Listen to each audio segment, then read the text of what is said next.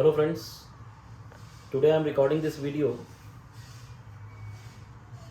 for the discussion and sharing of my views and my expectations from the Union Budget 2022, which is going to be announced by the Honorable Union Finance Minister on 1st February 2022. Friends, I am here to discuss from the perspective of GST. Although we all are aware that now, since GST does not require any announcements in the Union Budget, and GST Council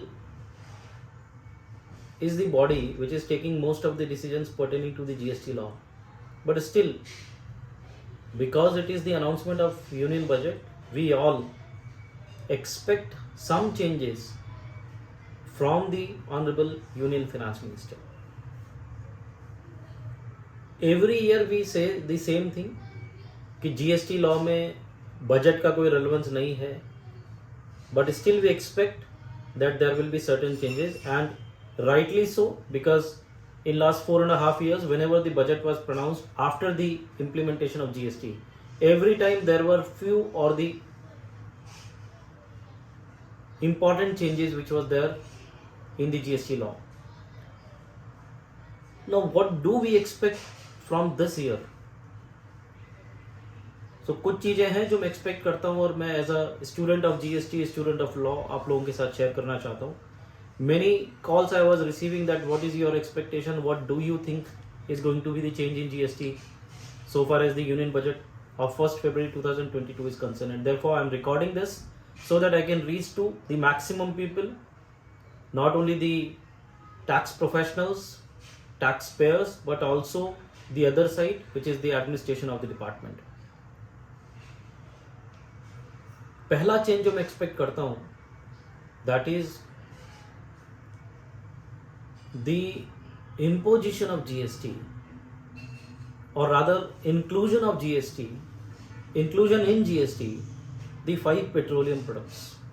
जो पांचों petroleum products को बाहर रखा गया है, it is deferred. At least those should be now included, and the GST should be imposed now as soon as possible. This is the first expectation which I can say. Second, as we all are aware that lots and lots of struggles are being faced by the taxpayers so far as the second appellate authority is concerned. GST law को आए हुए 4.5 साल हो गए, अभी तक appellate tribunal, GST appellate tribunal establish नहीं हुआ. So दूसरा एक्सपेक्टेशन होगा that the Honorable Finance Minister should come out with some proposition of the maybe the changes in law or whatsoever, but with respect to the GST appellate tribunal.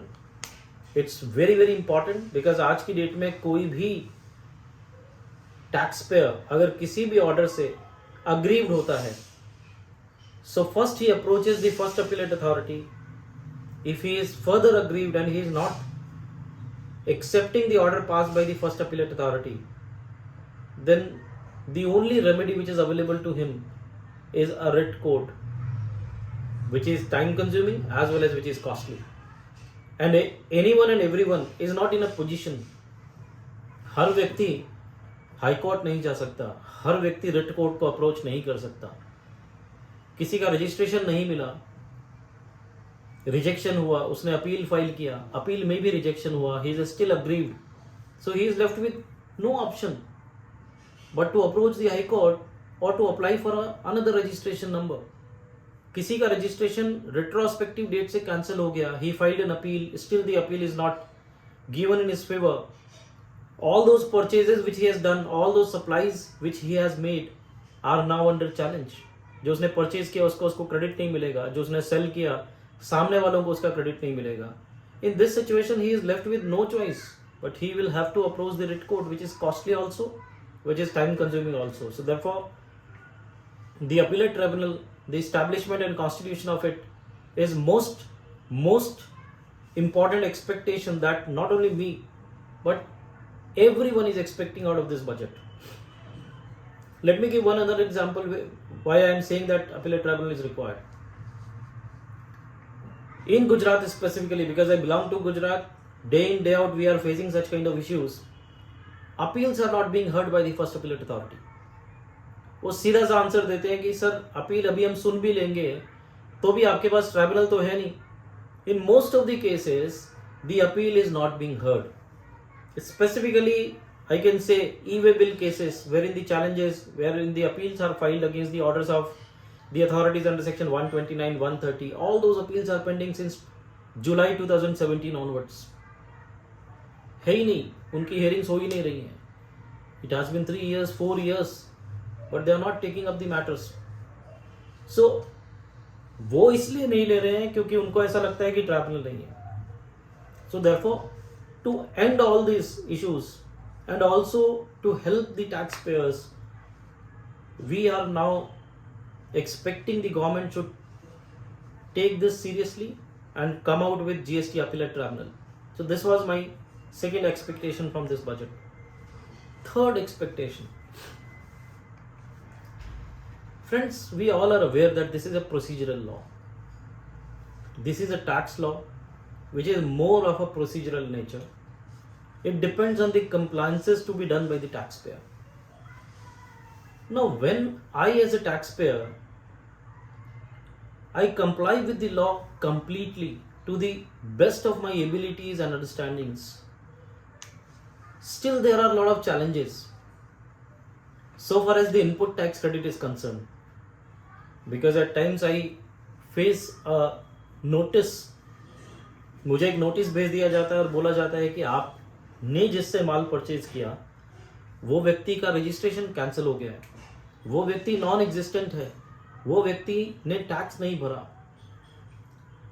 Meaning thereby the very purpose with which this law was implemented, that means a seamless flow of credit and zero cascading, that is still not resolved.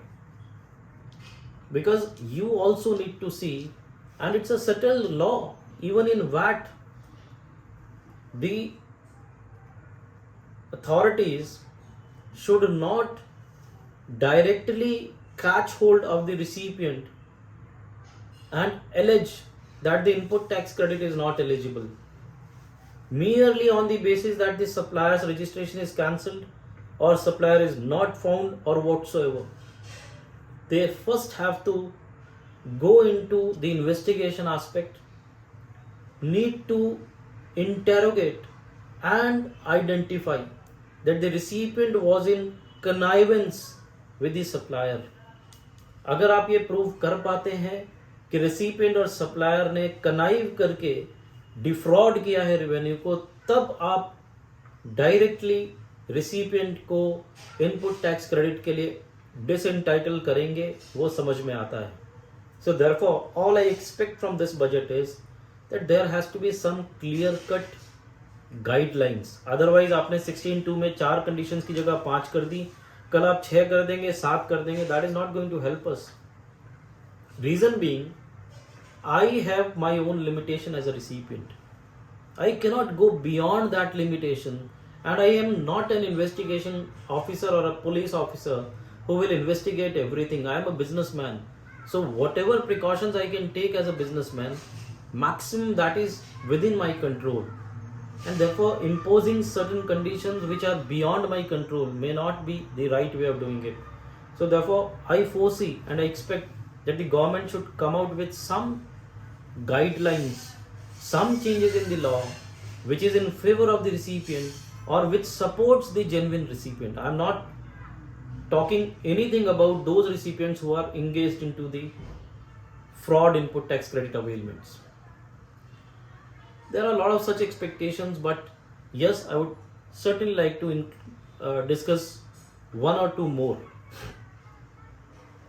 Another expectation which I have from this budget is training of the officers. The government should mandate proper training to the officers, not only of the provisions of the law, but also of the procedures and their powers. When I say training of the officers, I mean to say that there has to be a provision in the law which holds them accountable, which imposes certain cost, certain penalties, not only on the ingenuine, non-genuine purchasers or taxpayers, but also on those officers who are not diligently doing their work. Why I am saying so? The reason is, lately we have found many judgments of the Honorable High Courts wherein the officer was found to be a person who has not applied his mind, who was rather, to be very honest, was not properly trained, who was not aware about the procedures of the law, and most importantly, he was also not aware about the important binding precedents. And last but not the least, he was not aware about his responsibilities that are casted on him. So therefore, that is my expectation, that the government should come out with this. They should work out something wherein we can really make this goods and services tax as a good and simple tax, because unless these changes are there which are taxpayer friendly and also which catch hold of the officers who are not properly doing their duties, unless they are made accountable, this law is not going to be simple law. So therefore friends, these were few of my expectations. Although जहाँ expectation की बात करेंगे वो तो कभी ख़त्म होती ही नहीं, चाहे वो गवर्नमेंट से हो, चाहे वो खुद से हो, चाहे वो फैमिली से हो, या किसी भी क्षेत्र में हो. But yes, since as I've already said, I'm a student of GST and a student of law. Being a student of law, I certainly expect the government now to come forward and come out with fulfilling these expectations involving 5 petroleum products, establishing and constituting the appellate tribunals, make sure that there is seamless flow of credit, which was committed and one of the main objects of the amendment in the constitution, and holding the officers accountable for their performances. And last expectation is, when I link this with seamless flow of credit, the restrictions of the credit pertaining to the sales promotion activities, जब मैं अपनी ही sales को बढ़ाने के लिए कोई ऐसे promotional activities करता हूँ, then they say it is restricted credit. The credit will be restricted, it will be blocked in section 17(5) because it is gift.